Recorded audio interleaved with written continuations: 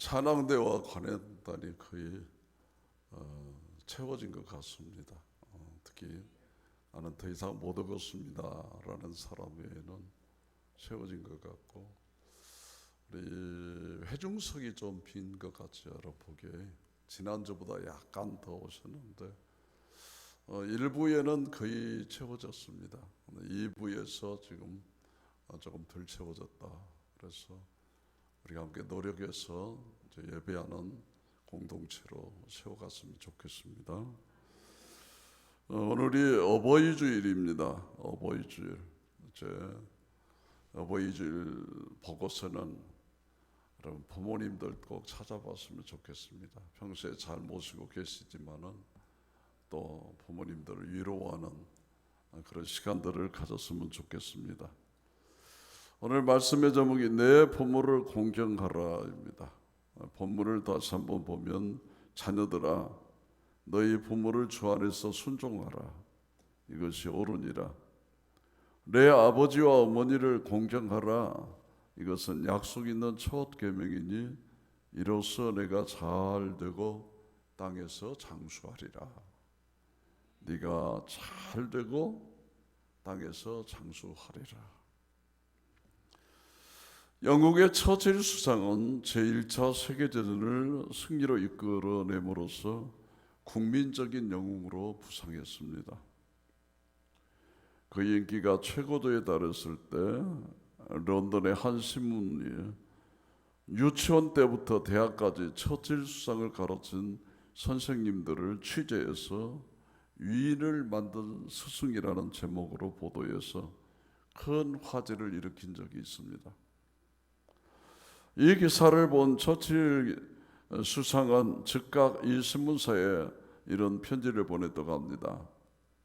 귀 신문사는 가장 중요한 스승 한 분을 빠뜨렸습니다. 그분은 바로 나의 어머니이십니다.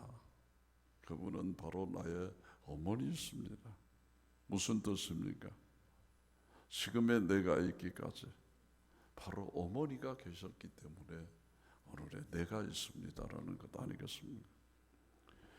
오늘 본문에서 내 부모를 순종하라, 내 아버지와 어머니를 공경하라고 말씀하고 있습니다. 효도는 부모를 공경하는 것을 뜻합니다.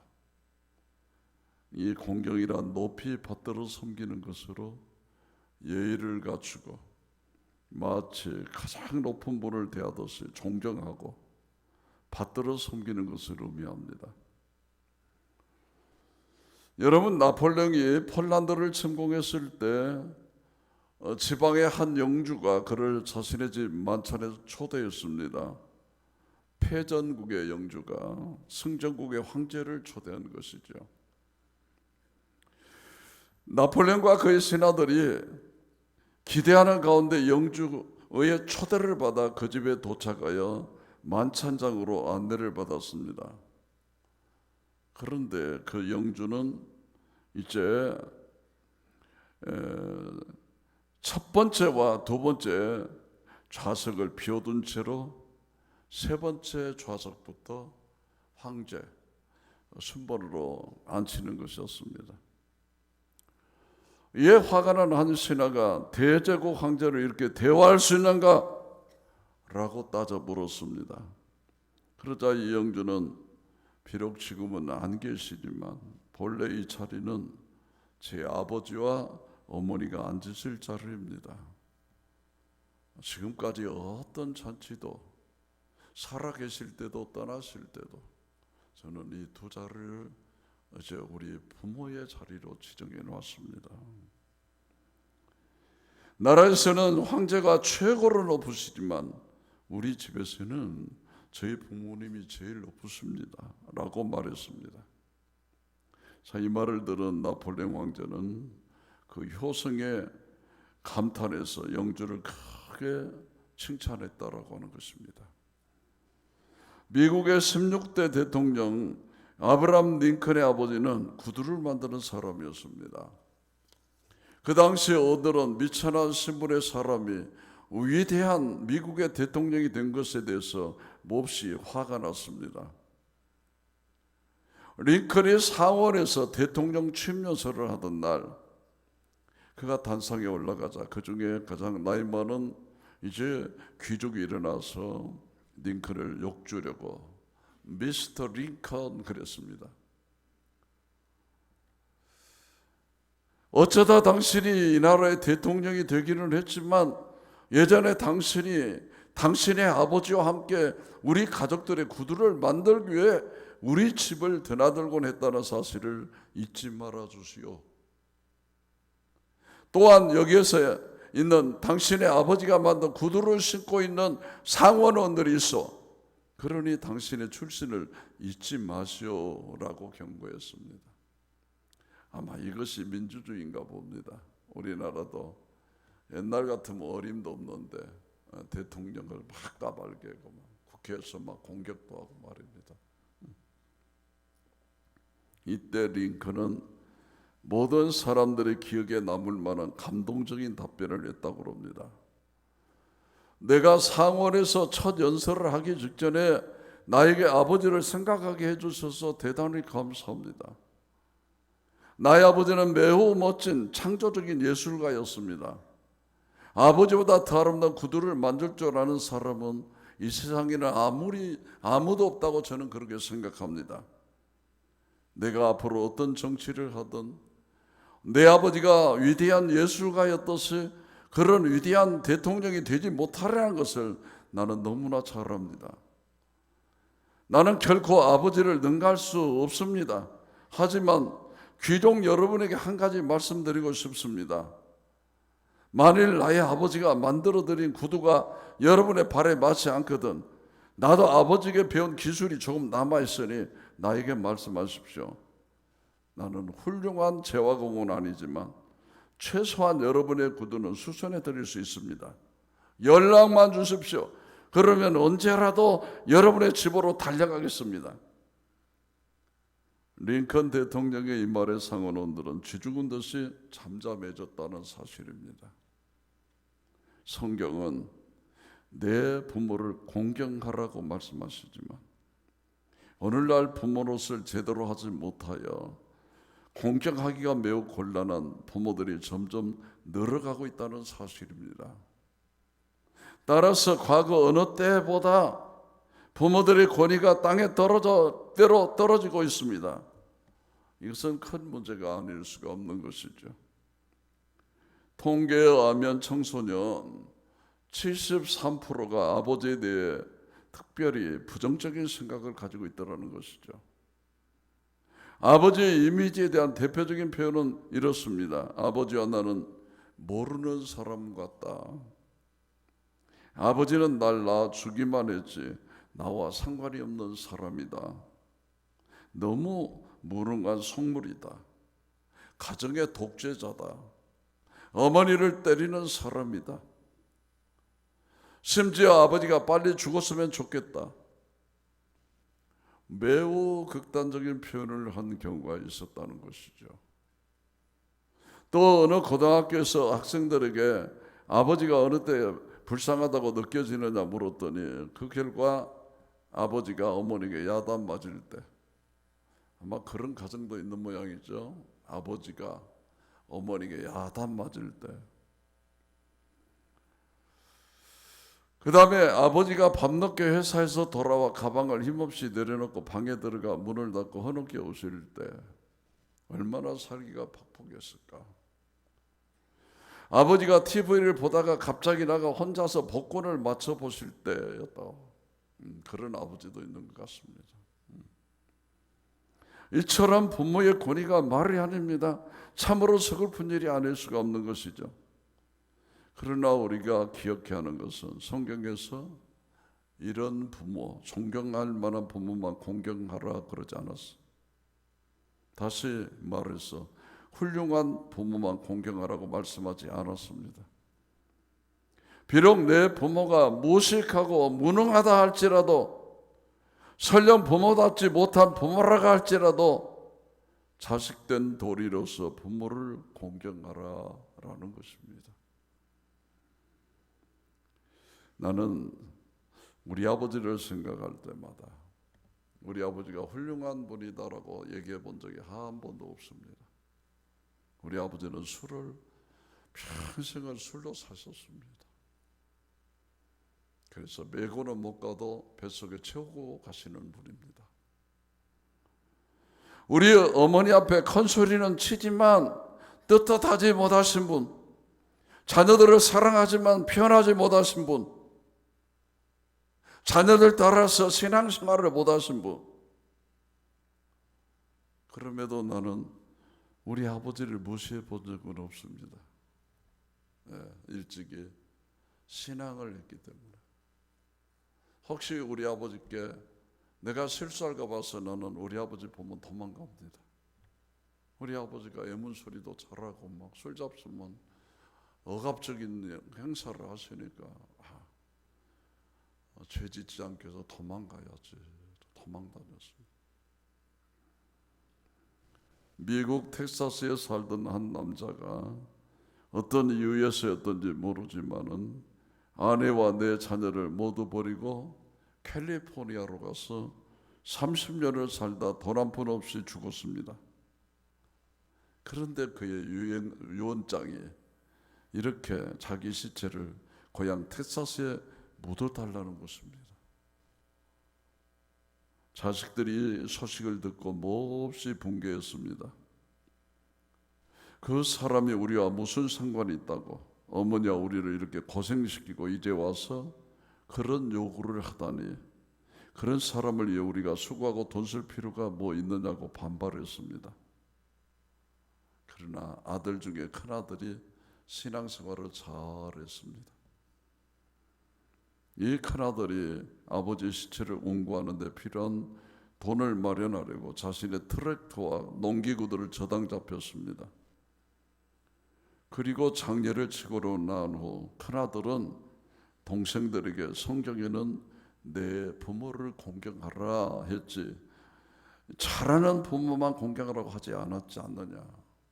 내 부모, 나를 낳아주신 부모를 공경하라 했지 않느냐. 노아는 하나님이 인정하는 의인으로 훌륭한 믿음의 조상이죠. 그는 홍수 심판 후 포도농사를 지었습니다. 그래서 그 포도를 잘 담궈놨습니다. 그리고 완전히 잘 발효됐을 때 어느 여름 만낮에 포도주에 대취해서 그만 옷을 다 벗어버리고 잠이 들었습니다. 밖에 나갔다 집에 돌아온 둘째 아들 함이 우연히 이런 아버지의 모습을 보게 되었습니다. 깜짝 놀란 함은 형제들에게 달려가 자신이 본 아버지의 부끄러운 모습을 묘사하며 흉을 받습니다. 그러나 이 말을 들은 셈과 야벳은 곧 덮을 것을 준비해서 뒷걸음질 쳐서 아버지의 하체를 덮었습니다. 노아가 잠에서 깨어난 후 자초지정을 알고 난 후 함을 향하여 너는 네 형제의 종의 종이 되기를 바라노라 저주를 해버렸습니다. 셈과 야벳에게는 축복을 빌어줬습니다. 그리하여 오늘날 함의 후손들인 아프리카 악인들은 노예로 팔리는 저주를 받았고 지금도 그들을 좋아하는 사람이 거의 없고, 여러분 객관적으로 보면은 노아가 큰 잘못을 했죠. 뭐들라고 술을 마시고 그런 실수를 합니까? 그러나 비록 실수가 큰 부모일지라도 공경하지 않고 아비의 허물을 드러내 말한 자식이 결국 저주를 받는다는 것을 성경이 보여주고 있는 것입니다. 여러분 잠언서 23장 25절을 보십시다. 내 부모를 즐겁게 하며 너를 낳은 어미를 기쁘게 하라. 내 부모를 즐겁게 하며 너를 낳은 어미를 기쁘게 하라. 구체적인 효도의 방법을 말씀하고 있죠. 여러분 그렇습니다. 효도는 부모를 즐겁게 해드리는 것입니다. 복잡하게 생각할 필요가 없습니다. 어떤 연세 많은 어머니에게 두 아들이 있습니다. 두 아들. 큰아들은 생활력이 제법 넉넉하고 잘 나가는 아들이고 작은 아들은 생활에 여유가 없습니다. 그런데 이 어머니는 집도 높고 음식도 좋은 큰 아들을 마다하고 굳이 작은 아들 집에 살겠다는 고백을 했습니다. 고집을 부렸습니다. 여기에는 한 가지 비밀이 있습니다. 비록 이 작은 아들은 좋은 음식을 대접하지는 못하지만 어머니가 주무시기 전에 가서 어머니의 온 지친 착신을 풀어드리고 이제 가려운 등을 긁어드리니까 얼마나 좋은지 모릅니다. 참된 효도는 부모님을 즐겁게 해드리고 기쁘게 해드리는 것입니다. 자, 여러분, 부모님을 기쁘게 해드리려면 어떻게 해야 될까? 오늘 세 가지를 말씀드리고자 합니다. 첫째는 부모님의 뜻을 순종해야 돼요. 순종. 오늘 본문에서 자녀들아 주 안에서 너희 부모에게 순종하라, 순종하라, 이것이 옳으니라 라고 했습니다. 부모는 하나님의 대리자 역할을 합니다. 하나님 아버지를 우리 눈으로 볼 수 없기 때문에 이 땅에 보이는 하나님으로 부모를 세우셨습니다. 그러므로 우리가 하나님 말씀에 순종하듯이 부모 말씀에도 순종해야 되는 것입니다. 잠언서 4장 1절을 봅니다. 아들들아 아비의 훈계를 들으며 명철을 얻기에 주의하라. 아비의 훈계를 들으며 명철을 얻기에 주의하라는 것입니다. 잠언서 31장에 나오는 느무엘의 왕의 어머니는 아들을 향하여 내가 무엇을 말할꼬, 내 태선한 아들아 내가 무엇을 말할꼬, 손으로 얻은 아들아 내가 무엇을 말할꼬, 내 힘을 여자들에게 쓰지 말며 왕들을 멸망시키는 일을 행하지 말지어다. 느무엘아 포도주를 마시는 것이 왕에게 마땅치 아니하고 왕에게 마땅치 아니하며 독주를 찾는 것이 주권자에게 마땅치 않도다. 술을 마시다가 법을 잃어버리고 모든 공고한 백성에게 공의를 굽게 할까 두려우니라 라고 훈계를 했습니다. 여러분, 미국에서도 어머니 주의를 지킬 때 가장 많은 예화가 미국의 초대 대통령인 워싱턴이라고 합니다. 워싱턴. 그는 어려서부터 배를 타고 전 세계를 돌아다니는 게 그의 꿈이었습니다. 이 꿈을 이루려고 짐을 꾸리고 배를 타러 가려고 이제 어머니와 작별 인사를 나눌 때 어머니가 울면서 너무 섭섭해하는 것을 보고 바다로 나가려던 자신의 꿈을 포기했습니다. 만일 그가 부모님의 뜻을 저버리고 자신의 꿈을 이루려고 배를 탔었다면 그는 위대한 대통령이 되지 못했을 것입니다. 그러나 그는 어머니의 말씀에 순종해서 초대 대통령이 되는 축복을 받았습니다.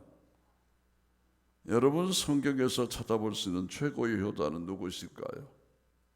바로 우리 예수님이십니다.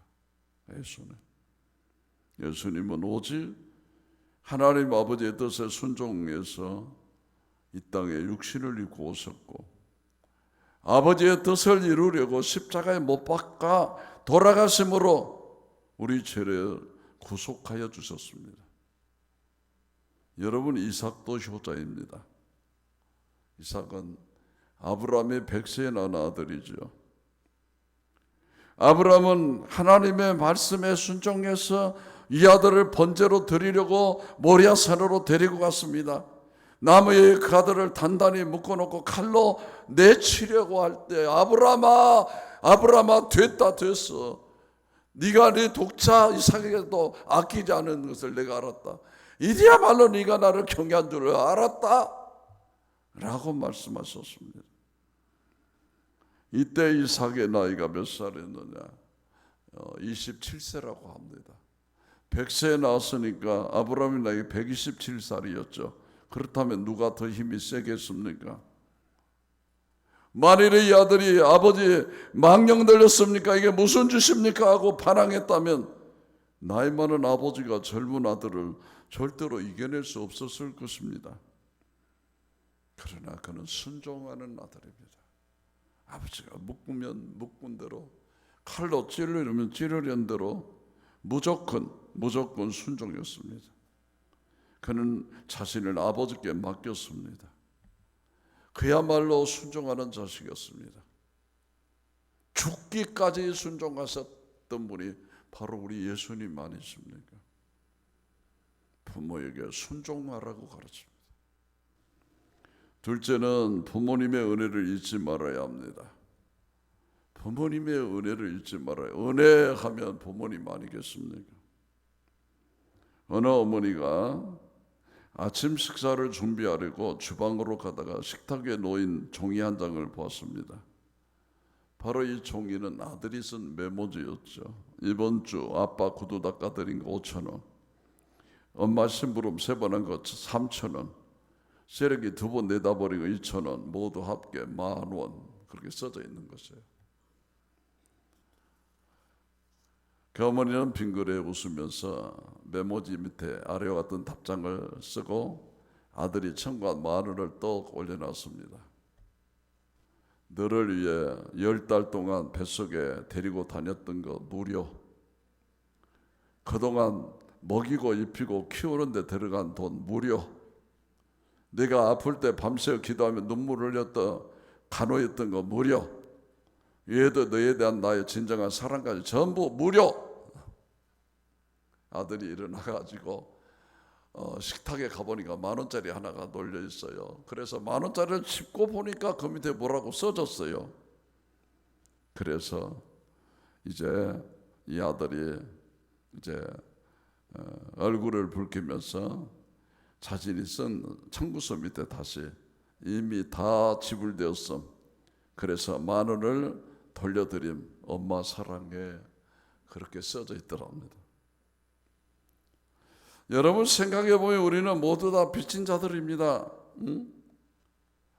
여러분이 세상에 태어났을 때 누군가의 도움을 받지 않았다면 다 죽었을 것입니다. 이제까지 산 것도 하나님과 부모님과 많은 사람들의 은혜 때문인 것이죠. 대만의 장개석 총통은 효자로서 유명한 사람이죠. 세계적인 효자라고 그래요. 30년간 그분을 모셨던 시정부가 오문기 장군이 쓴 글에 이런 얘기가 있습니다. 한 번은 장개석 총통의 생일을 맞이하여 맛있는 음식을 한상 차려놓았습니다. 그러나 총통님은 어머니가 날 낳기에 죽을 고생을 한 날인데 어찌 내가 뭘 먹고 마시겠느냐 하면서 물 한 모금도 입에 대지 않았다는 것입니다. 여러분 옛날에 어머니들은 이제 산울이 다가옵니다. 배는 풍선처럼 부풀어 오르고 무거워서 힘드는데 진통이 오기 시작해요. 그러면 캄캄한 방 안으로 들어가면서 대도리에 신발을 벗어놓는데 고무신 신발을 딱 보면서 내가 다시 저 신발을 신을 수 있을까 없을까 그러면서 들어가서 그 상고를 겪어서 이 자녀들을 낳았다라고 하는 것입니다. 그리고 그렇게 해서 엄마도 죽고 아이도 죽는 사례들이 상당히 많았다는 것입니다. 장개석 총통이 그걸 생각하십니다. 우리 엄마는 생명을 걸고 나를 낳은 날에 내가 이 잔치를 누겠느냐. 그는 홀로머니께 효도를 다하며 살았다고 이야기가 전해집니다. 마지막 셋째는 지혜로운 아들이 되어야 합니다. 지혜로운 아들. 잠언서 10장 1절을 보겠습니다. 지혜로운 아들은 아비를 기쁘게 하거니와 미련한 아들은 어미의 건심이니라. 지혜로운 아들은 아비를 기쁘게 하고 미련한 아들은 어미의 건심이죠. 지혜로운 자가 누굽니까? 부지런하고 바르게 살며 하나님을 경외하고 의롭게 살아 항상 부모를 기쁘게 하나 미련한 자는 이와 반대로 게을르고 바르게 살지 않으며 행악으로 낙을 삼기 때문에 밤낮 어미의 건심이 되는 것입니다. 따라서 효자는 부모를 즐겁게 드리는 지혜로운 아들이고 불효자는 부모를 없이 여기는 미련한 자식입니다. 성경은 불효의 죄를 가장 큰 죄로 지적하고 있습니다. 그래서 불효자를 향한 하나님의 진노도 얼마나 큰지 모릅니다. 부모에게 함부로 대하고 말하고 부모 말 안 듣는 자식은 다 죽이라고 했습니다. 여러분, 출애굽기를 보면 부모를 치는 자와 저주하는 자를 반드시 죽이라 그랬어요. 신명기에 보면 부모의 말에 순종치 않고 밤낮 술이나 먹고 방탕한 자식이 있으면 그 자식을 공회에 끌고 가서 증거를 대고 돌로 쳐 죽여버리라 그랬어요. 성경에서 이렇게 불효죄를 크게 보고 불효자에 대하여 무섭게 책망하는 이유는 인간의 죄 중에 가장 무서운 죄가 사랑을 배신한 죄이기 때문이죠. 자신에게 사랑을 베풀고 은혜를 베푼 사람을 어떻게 배신할 수 있나? 죽어마땅하다 그 말이죠. 여러분, 제주도 전남편 토막 사건이 나오고 또 자식을 죽인 사건이 나오고 이번에 보니까 인터넷에 어떤 남자가 자기 아내를 그렇게 두들겨 패네. 8시간을 두들겨 패버려 갖고 농로에다 버리고 가갖고 그러고도 아니라고 그런 못된 짓거리를 하고 시간한 자식도 그 아버지 처리를 하라고 구민청원에 내고 난리인 모습을 보면서 인륜을 등진 사람들은 이 땅에 살 필요가 없는 인물이구나라는 것을 성경은 가르쳐 주는 것입니다. 오늘 본문에서 내 아버지와 어머니를 공경하라, 이것이 약속 있는 첫 계명이니 이로써 내가 잘되고 땅에서 장수하리라고 했습니다. 성경에 나오는 인물들을 보면 잘 알 수 있습니다. 뿐만 아니라 이것은 통계학적인 진리입니다. 효다는 사람이 오래 살고 효다는 가문이 장수합니다.